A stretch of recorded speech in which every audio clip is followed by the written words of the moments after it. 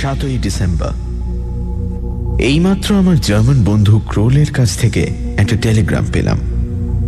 Crawl লিখছে, সব কাজ ফেলে কায়রোতে চলে এসো। তুতানখামেনের সমাধির মতো আরেকটি সমাধি আবিষ্কৃত হতে চলেছে।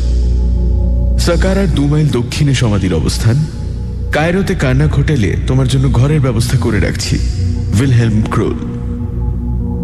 প্রাচীন মিশরের কোনো রাজা বা উচ্চপদস্থ কর্মচারী মারা গেলে মাটির নিচে ঘর তৈরি করে কফিনে তাদের মামি রেখে তার সঙ্গে আরও কিছু জিনিসপত্র পুড়ে দেওয়া হতো। এটা সকলেই জানে। মিশরীয়রা বিশ্বাস করত মৃত্যুতেও মানুষের জীবন শেষ হয় না, কাজেই দৈনন্দিন ব্যবহারের জিনিসের প্রয়োজনও ফুরোয় না। তাই খাবার জিনিস, খেলার জিনিস, প্রসাধনের জিনিস, গয়নাগাটি, আসবাবপত্র, জামা কাপড় সবই সমাধিতে স্থান পেত। এর মধ্যে অনেক জিনিসই থাকত যা অত্যন্ত মূল্যবান, যেমন সোনার ওপর পাথর বসানো অলংকার। সোনার তৈরি সিংহাসন পর্যন্ত মিশরের সমাধিতে পাওয়া গেছে। তুতানখামেনের মামির ওপর যে রাজার প্রতিকৃতি সমেত আচ্ছাদন ছিল তার পুরোটাই নিরেট সোনার তৈরি। পৃথিবীতে একসঙ্গে এত সোনা আর কোথাও পাওয়া যায়নি। এইসব মূল্যবান জিনিস থাকার দরুন সেই প্রাচীনকাল থেকেই ডাকাতরা সমাধি লুণ্ঠনের কাজ শুরু করে দিয়েছে। বর্তমানকালে খুব কম সমাধিতেই মূল্যবান কিছু পাওয়া গেছে। এর ব্যতিক্রম হল তুতানখামেনের সমাধি। আশ্চর্যভাবে এই তরুণ সম্রাটের সমাধির উপর ডাকাতের হাত পড়েনি। 1922 খ্রিস্টাব্দে হাওয়ার্ড কার্টার যখন এই সমাধি আবিষ্কার করেন তখন সারা বিশ্বে সাড়া পড়ে গিয়েছিল এই কারণে যে এই প্রথম একটি সমাধি পাওয়া গেল যার একটি জিনিসও খোয়া যায়নি। ক্রোল যে সমাধিটার কথা লিখেছে সেটা সম্বন্ধে ইতিমধ্যে কাগজে পড়েছি। এটা হলো আজ থেকে 3500 বছর আগের এক পুরোহিত ও জাদুকর নেফ্রুদেতের সমাধি। ইংল্যান্ডের লর্ড ক্যাভেন্ডিশ মিশর সরকারের অনুমতি নিয়ে এই সমাধি খননের যাবতীয় খরচ বহন করছেন। ভিনদেশের লোক খননের কাজ চালালেও খুঁড়ে যা পাওয়া যাবে তার একটা ভাগ মিশর সরকারকে দিতে হবে, এই হলো নিয়ম। এইভাবেই কায়রোর আশ্চর্য মিউজিয়াম গড়ে উঠেছে। খোঁড়ার কাজ চালাচ্ছেন তরুণ প্রত্নতাত্ত্বিক জোসেফ ব্যানেস্টার। সবেমাত্র একটা ঘর খুঁড়ে বার করার খবর কাগজে বেরিয়েছিল এবং তাতেই মনে হয়েছিল যে এ সমাধিতে ডাকাতরা কোনো উপদ্রব করেনি। এই খবর 3 দিন আগে কাগজে পড়ি। এর মধ্যে কাজ নিশ্চয়ই আরো অগ্রসর হয়েছে, যদিও এ ধরনের কাজ অত্যন্ত সময় সাপেক্ষ। আমার দিক দিয়ে এ এক সুবর্ণ সুযোগ। প্রত্নতাত্ত্বিক মহলে ক্রোলের যথেষ্ট খাতির আছে। সে যখন এই খোঁড়ার কাজে জড়িয়ে পড়েছে তখন আমারও কোনো অসুবিধা হওয়ার কথা নয়। এই লর্ড ক্যাভেন্ডিশ ভদ্রলোকটি যে মিশর সম্বন্ধে বিশেষ উৎসাহী তা নন, তাঁর নানান রকম শখ। ইনি ইংল্যান্ডে বিশাল সম্পত্তির অধিকারী। বিভিন্ন সময়ে নানান ব্যাপারে ইনি পৃষ্ঠপোষকতা করেছেন। তার মধ্যে ব্রাজিলে ও নিউ গিনিতে 2টি অভিযানের কথা উল্লেখ করা যেতে পারে। জোসেফ ব্যানেস্টার সম্বন্ধে আমি শুধু এইটুকুই জানি যে তার বয়স 35 এবং সে মিশর সম্বন্ধে একজন বিশেষজ্ঞ। আমি 3 দিনের মধ্যেই রওনা হচ্ছি। মিশর সম্বন্ধে আমার চিরকালের কৌতূহল। এই বৃদ্ধ বয়সে ছেলে মানুষের মতো উত্তেজিত বোধ করছি।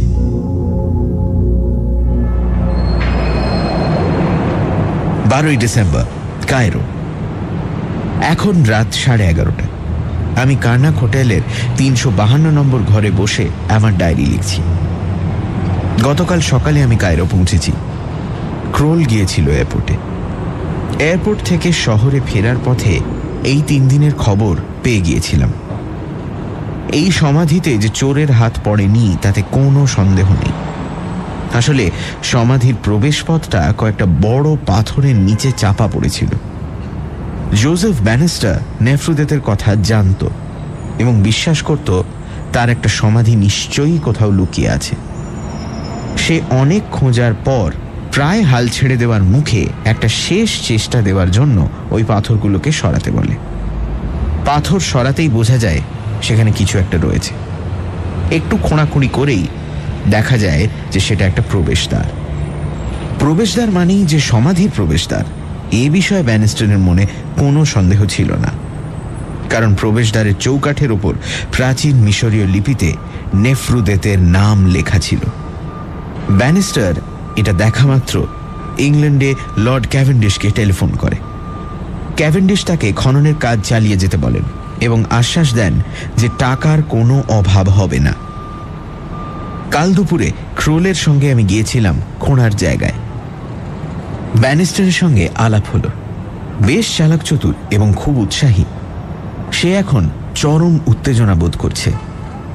তার বিশ্বাস সে তুতানখামেনের মতোই এক সমাধি আবিষ্কার করতে চলেছে, যদিও তুতানখামেন ছিল সম্রাট আর নেফ্রুদেত পুরোহিত ও জাদুকর। প্রথম যে ঘরটা খোলা হয়েছে তাতে বিস্তর জিনিস পাওয়া গেছে, তার মধ্যে আসবাব আর দেবদেবীর মূর্তি বেশি, কারুকার্য অতি উঁচু দরের। এর মধ্যেই নানান দেশ থেকে সাংবাদিকরা আসতে শুরু করে দিয়েছে। তাদের অবশ্য সমাধিকক্ষের ভিতরে ঢুকতে দেওয়া হচ্ছে না এবং হবেও না। তারা যা খবর নেবার বাইরে থেকেই নিচ্ছে। ক্রোল একটা কাজের কাজ করেছে, তার সঙ্গে ব্যানিস্টারের পরিচয় বেশ কিছুদিন থেকেই। সে ব্যানিস্টারকে বলে অনুমতি জোগাড় করে নিয়েছে যাতে খোঁড়ার সময় আমি আর ক্রোল দুজনেই কক্ষের মধ্যে থাকতে পারি। প্রথম কক্ষের জিনিসপত্রে নম্বর লাগিয়ে তাদের ছবি তুলে অতি সন্তর্পণে তাদের পাঠানো হচ্ছে ল্যাবরেটরিতে পরিষ্কার করার জন্য। প্রথম কক্ষের পিছন দিকে একটা শিলমোহর দিয়ে বন্ধ করা দরজা রয়েছে। সেটা যে আর একটা ঘর তাতে কোনো সন্দেহ নেই। তাতে আবার কি আশ্চর্য সম্ভার লুকিয়ে আছে কে জানে। 15ই ডিসেম্বর। আজ দ্বিতীয় ঘরটা খোলা হলো। ব্যানিস্টার প্রথমে একা কিছুক্ষণ টর্চ নিয়ে ঘরটা ঘুরে দেখল। আমরা দুজন বাইরেই অপেক্ষা করলাম। কদিনের মধ্যেই এইসব ঘরে ইলেকট্রিক কানেকশন বসে যাবে, তখন আর সব সময় টর্চের দরকার হবে না। একটু পরেই আমাদের ডাক পড়ল। ব্যানিস্টার উত্তেজিত স্বরে বলল, এই ঘরেও প্রচুর জিনিস। ক্যাসকেটের সংখ্যাই 11টা, তার মধ্যে ছোট বড় সব রকমই আছে, আর ক্যাসকেট বানিয়ে সেগুলো জিনিসে ভরা। তুতানখামেনের সমাধির ক্যাসকেট বা বাক্স দেখেছি, কাঠ, হাতির দাঁত আর অ্যালাবাস্টারের তৈরি। বাক্সগুলোর বাইরে সর্বাঙ্গে অপূর্ব কারুকার্য। এগুলোও দেখলাম সেরকমই ব্যাপার, কিন্তু এছাড়াও কিছু জিনিস দেখা যাচ্ছে যেগুলো তুতানখামেনের সমাধিতে দেখা যায়নি। সেগুলো বেশিরভাগই কাঠ বা হাড়ের তৈরি। ক্রোল বলল, আমাদের ভুললে চলবে না যে আমরা কোনো সম্রাটের সমাধি দেখছি না। নেফ্রুদেত ছিলেন পুরোহিত ও জাদুকর। জাদু সংক্রান্ত অনেক কিছু জিনিসই এখানে পাওয়ার কথা। আমাদের দৃষ্টি গিয়েছিল একটা বড় বাক্সের দিকে, অ্যালাবাস্টারের তৈরি। ব্যানিস্টার বলল, এবার এটাকে খুলব, কিন্তু কাজটা অত্যন্ত সাবধানতার সঙ্গে করতে হবে। দেখতেই পাচ্ছ বাক্সটার চারপাশে হাতে আঁকা ছবি রয়েছে। তাড়াহুড়ো করলে সেগুলো রং খসে আসতে পারে। এইবার ব্যানিস্টারের ধৈর্যের নমুনা দেখলাম। ছেলেটিকে যত দেখছি ততই ভালো লাগছে। আধ ঘন্টা ধরে পরিশ্রম করে একটিও নকশা স্থানচ্যুত না করে সে বাক্সের ডালাটা খুলল। তারপর তার মধ্যে টর্চ ফেলতেই দেখা গেল সেটা নানান রকম গয়না, ভাঁজ করা কাপড়, ছোট মূর্তি ইত্যাদি জিনিসে ভর্তি। টর্চের আলোয় একটা ব্যাপার দেখে একটু অবাক হলাম। বাক্সর ভিতরে কি একটা জিনিস যেন অস্বাভাবিক রকম ঝলমল করছে। সেটা সোনা নয়, সেটা যে একটা পাথর তাতে কোনো সন্দেহ নেই, এবং সেটা একটা গয়নার মধ্যে বসানো। আমি ব্যানিস্টারকে প্রশ্ন করলাম, ঝলমলে জিনিসটা কি বুঝতে পারছ? ব্যানিস্টার বলল, মিশরে প্রাচীনকালে গয়নার সোনার সঙ্গে যেসব পাথর ব্যবহার হতো সেগুলো সেমি প্রেশাস স্টোনস, অর্থাৎ সেগুলো মহামূল্য রত্ন নয়। কার্নেলিয়ান, অ্যামেথিস্ট, অবসিডিয়ান, এইসব জাতীয় পাথর। তার থেকে তো এত দ্যুতি বেরোয় না। তাহলে একটু ধৈর্য ধরতে হবে, বলল ব্যানিস্টার। তোমরা বরং বাইরে অপেক্ষা করো, আমি এই বাক্সের জিনিসগুলো এক এক করে বার করি। আর ভালো কথা, এই পাথর সম্বন্ধে যেন বাইরের কেউ না জানে, বিশেষ করে সাংবাদিকরা। আমরা দুজনে বাইরে চলে এলাম। লাঞ্চের সময় হয়েছিল, কাজেই সেই কাজটাও সেরে নেওয়া হলো। সাংবাদিকরা আমাদের কাছ থেকে খবর বার করার বহু চেষ্টা করেছিল। আমরা মুখে কুলু পেটে বসে রইলাম। ব্যানিস্টার না বলা পর্যন্ত আমরা কোনো কথা ফাঁস করছি না। আজ মনে হয় আর কোনো ঘটনা ঘটবে না, কারণ ক্যাসকেটের জিনিস বার করতে ব্যানিস্টারের সময় লাগবে। এই সাবধানতার ব্যাপারটা এখানে না এলে বুঝতে পারতাম না। শুকনো বালির দেশ বলেই এসব জিনিস এখনো রয়েছে। পৃথিবীর অন্য কোথাও হলে এতদিনে সব ধুলো হয়ে যেত। মিশর সরকার থেকে ডক্টর আব্দুল সিদ্দিকী বলে এক প্রত্নতাত্ত্বিক আজ থেকে ব্যানিস্টারকে সাহায্য করছেন। লর্ড ক্যাভেন্ডিশ এখনো ইংল্যান্ডে, তবে উনি বলেছেন খবর দিলেই চলে আসবেন। 16ই ডিসেম্বর। এর চেয়ে আশ্চর্য খবর আর হতে পারে না। কাল যে জিনিসটাকে ক্যাসকেটের মধ্যে চকচক করতে দেখেছিলাম সেটা হলো হিরে। হ্যাঁ, হিরে, যার সঙ্গে মিশরের সম্পর্ক ছিল না কোনো দিন। ইজিপ্টে হিরে পাওয়া আর আফ্রিকার জঙ্গলে রয়্যাল বেঙ্গল টাইগার পাওয়া একই জিনিস। ইতিহাসের গোড়ার দিকে হিরে ছিল ভারতবর্ষের এক চেটিয়া সম্পত্তি। বহুকাল থেকে ভারতবর্ষে হীরের খনিতে কাজ হয়ে আসছে। পশ্চিমে তখন যে হিরে গেছে সবই ভারতবর্ষ থেকে। বহু পরে অষ্টাদশ ও ঊনবিংশ শতাব্দীতে হিরে আবিষ্কার হয় দক্ষিণ আমেরিকায় আর দক্ষিণ আফ্রিকাতে। আজকাল ভারতবর্ষে হীরের উৎপাদন কমে গেলেও কোহিনূর থেকে আরম্ভ করে যেসব বিখ্যাত হীরের নাম ইতিহাসে পাওয়া যায় তার অধিকাংশেরই উৎপত্তি স্থান ভারতবর্ষ।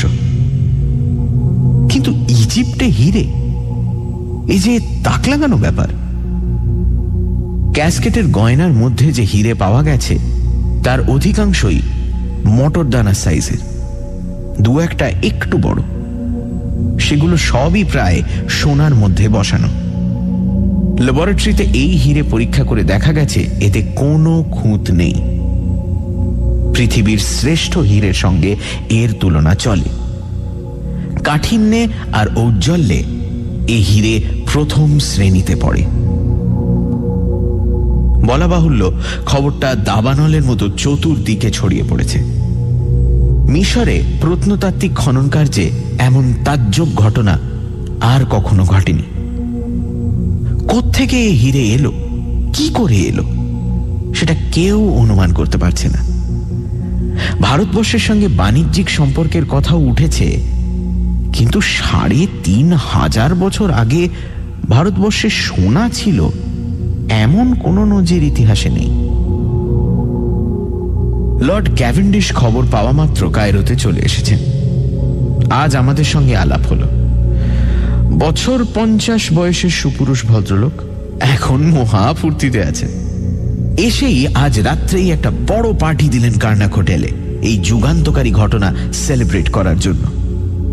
মিশরে এখন ট্যুরিস্ট সিজন, তাই লোক হয়েছিল অনেক। এখন পর্যন্ত হীরে সমেত 7টা গলার হার আর 3 জোড়া কানের গয়না পাওয়া গেছে। আরো অনেক কিছু পাওয়া যাবে বলে আমার ধারণা।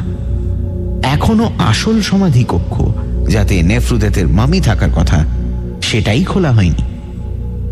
আমি পার্টিতে ব্যানিস্টারের সঙ্গে এই ঘটনা নিয়ে কথা বললাম। সে একেবারে হতভম্ব।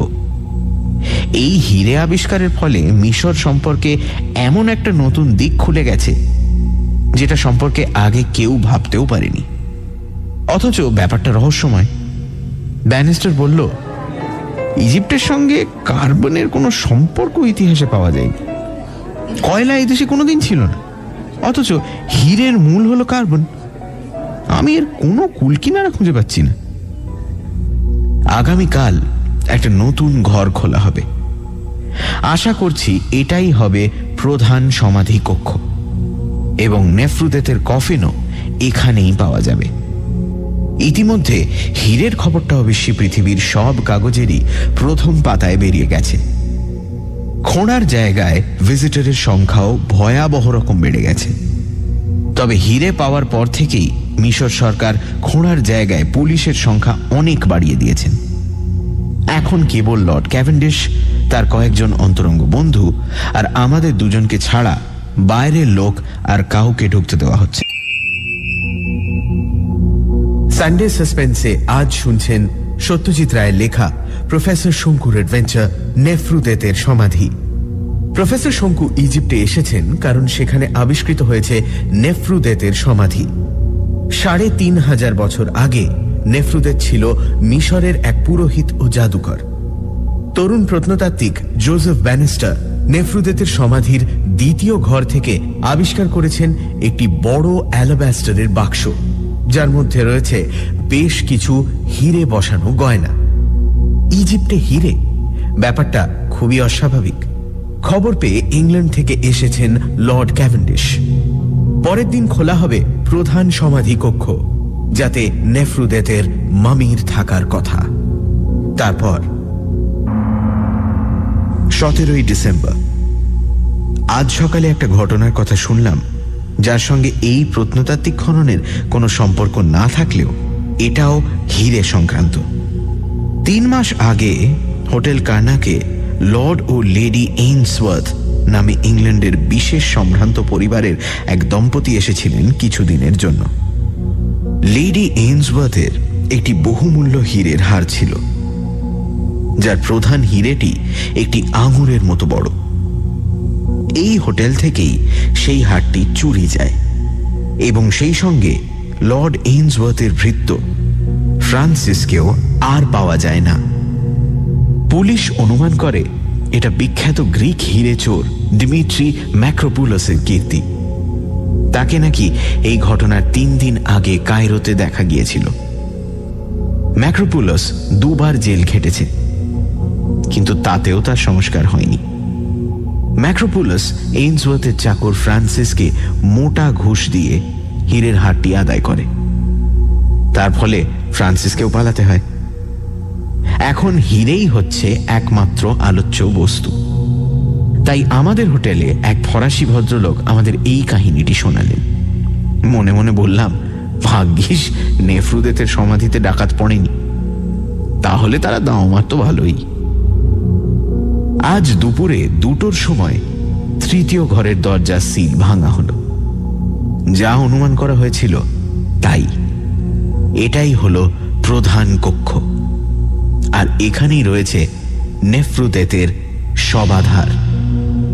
শবাধারটি বিশাল, তার চারপাশে নানা রকম ছোটখাটো কাঠের আসবাব ইত্যাদি জমেছিল। প্রথমে সেগুলোকে ঘর থেকে বার করা হলো।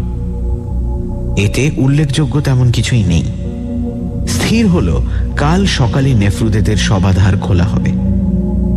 সচরাচর এই কফিনগুলোতে প্রথমে থাকে একটা বাইরের কাঠের আবরণ।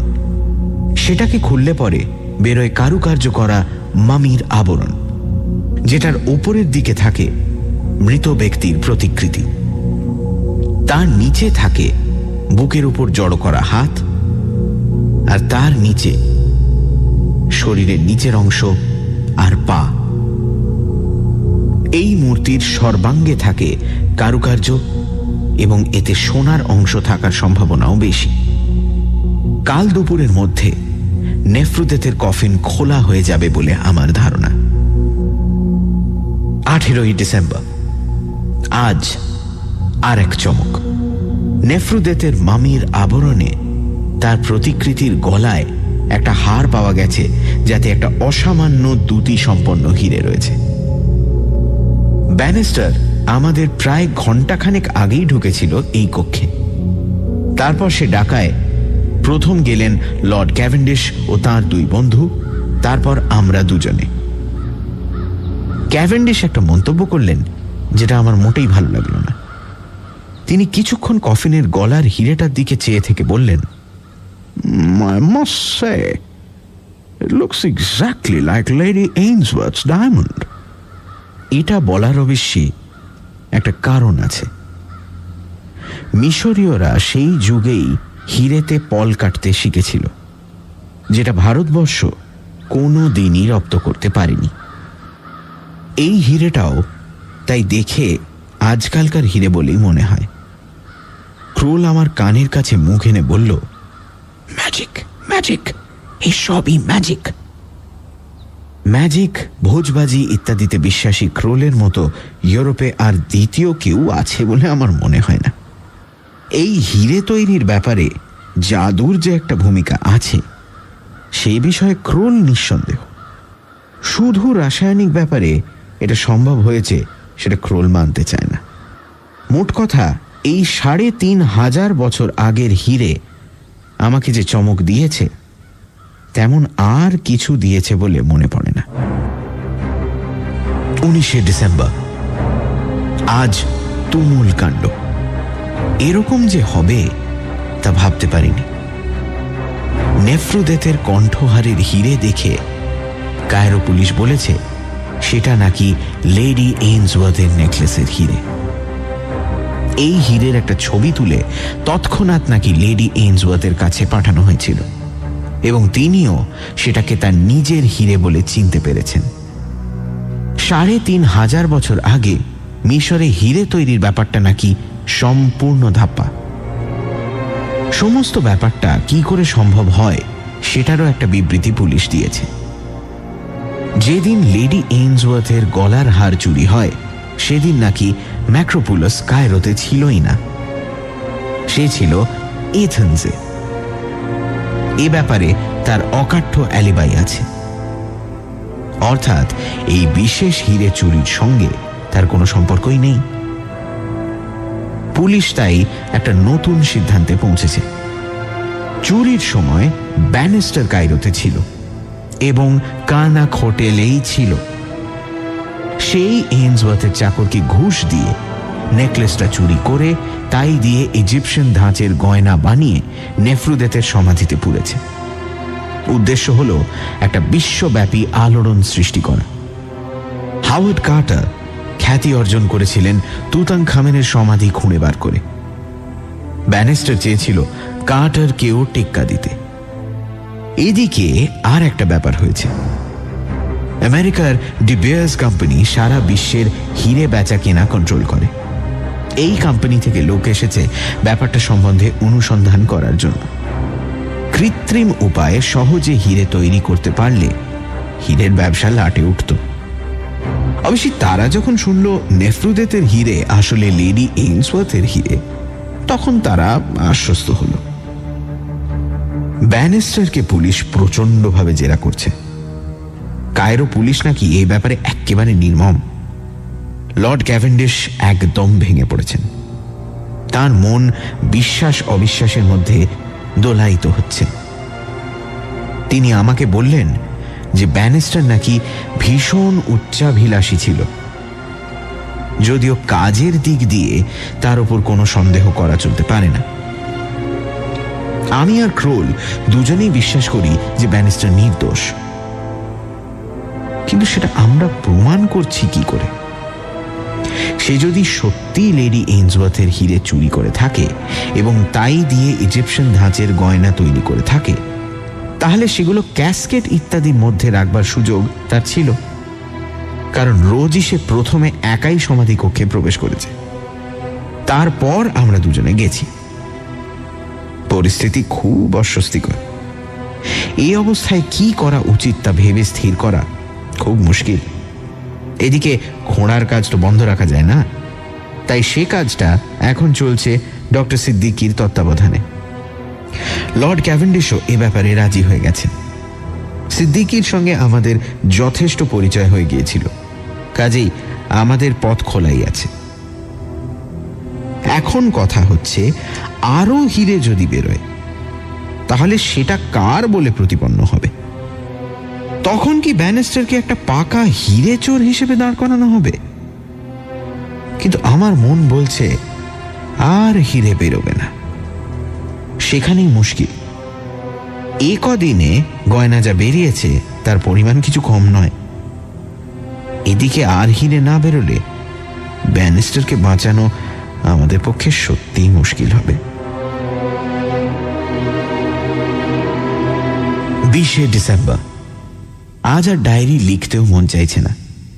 পুলিশের নির্মম জেরায় ব্যানিস্টার তার অপরাধ মেনে নিয়েছে। এবারে তার যা শাস্তি হবার তা হবে। আমার আর এখানে একদিনও থাকতে ইচ্ছে করছে না। ক্রোলেরও প্রায় একই অবস্থা।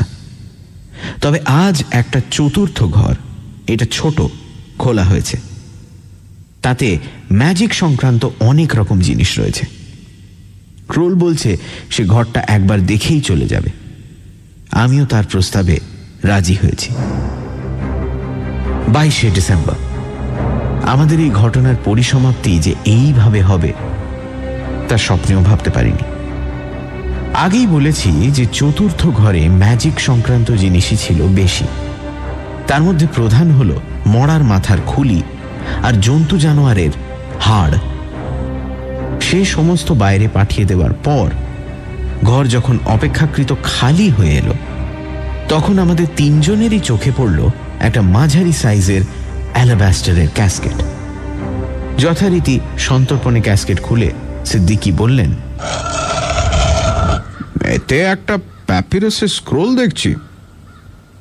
প্যাপিরাস গাছের পাতা শুকিয়ে প্রাচীন মিশরীয়রা সেটাকে কাগজের মতো করে ব্যবহার করত। প্যাপিরাস থেকেই ইংরেজিতে পেপার কথাটা এসেছে। এই প্যাপিরাস পর পর জুড়ে তা দিয়ে একটা লম্বা কাগজের মতো তৈরি করে তাতে কলম দিয়ে লিখে সেটাকে পাকিয়ে রাখা হতো। সেই রকম পাকানো কাগজকেই বলে স্ক্রোল। এই স্ক্রোল অতি সাবধানে খুলে টেবিলের ওপর পেতে তার উপর একটা কাঁচের শীট চাপা দিয়ে প্যাপিরাসের লেখা পড়া হতো। বলা বাহুল্য, এই লেখা হলো সেই প্রাচীন মিশরীয় লিপি হায়ারোগ্লিফিক্স। এই ভাষা সিদ্দিকী, ক্রোল এবং আমি তিনজনেই পড়তে পারি। 3 ঘন্টা লাগলো এই প্যাপিরাস সমান করে বিছোতে। তারপর তিনজনে মিলে ধীরে ধীরে তার লেখা পড়লাম। পড়তে পড়তে উত্তেজনায় আমাদের দম বন্ধ হয়ে আসছিল। শেষ যখন হলো তখন আমাদের সকলেরই কপালে বিন্দু বিন্দু ঘাম আর হৃৎস্পন্দন বেড়ে গেছে দ্বিগুণ। প্যাপিরাসের নিচে নাম রয়েছে নেফ্রুদেতের, অর্থাৎ তিনিই এটার লেখক। লেখার বিষয় হল হিরে প্রস্তুত করার উপায়। 36 রকম উপাদান লাগে হিরে তৈরি করতে, এবং তার সবকটি এই আধুনিক কায়রো শহরেই পাওয়া যায়। আমরা তিনজনে পরস্পরের মুখ চাওয়াচাবি করলাম। সিদ্দিকী বললেন, তার মানে ব্যানিস্টার নির্দোষ?